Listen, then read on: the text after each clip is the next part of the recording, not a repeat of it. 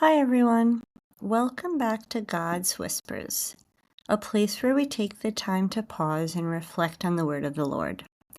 Today I'm going to be speaking about the Gospel according to Luke, chapter 10, verses 17 through 24, where 72 disciples return from their mission. Let's listen. The 72 disciples returned, rejoicing, and said to Jesus, "Lord, even the demons are subject to us because of your name." Jesus said, "I have observed Satan fall like lightning from the sky. Behold, I have given you the power to tread upon serpents and scorpions, and upon the full force of the enemy, and nothing will harm you. Nevertheless, do not rejoice because the spirits are subject to you, but rejoice because your names are written in heaven." At that very moment, he rejoiced in the Holy Spirit and said, "I give you praise, Father, Lord of heaven and earth, for although you have hidden these things from the wise and the learned, you have revealed them to the childlike. Yes, Father, such has been your gracious will.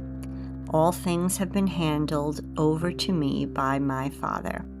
No one knows who the Son is except the Father, and the Father is except the Son, and anyone to whom the Son wishes to reveal to him." Turning to the disciples in private, he said, "Blessed are the eyes that see what you see. For I say to you, many prophets and kings desired to see what you see, but did not see it, and to hear what you hear, but did not hear it." So, in the Jewish tradition, the number 70 or 72 often symbolizes the nations of the world. When Jesus sends out this many disciples, it's not random. It was to point a mission that it's not just for Israel, but for the whole world. And then they come back and say, "Lord, even the demons are subject to us in your name."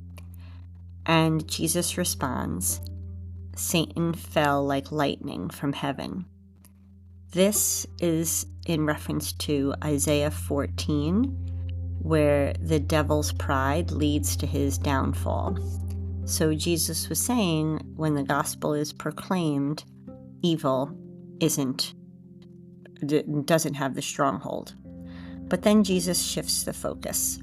Yes, their victories are real, but the greatest joy is not in the power of their success, but that their names are written in heaven. And Jesus then prays in joy to the Father. He thanks the Father for revealing the truth, not to the powerful or to the intellectual people, but to the little ones, those with humility and openness.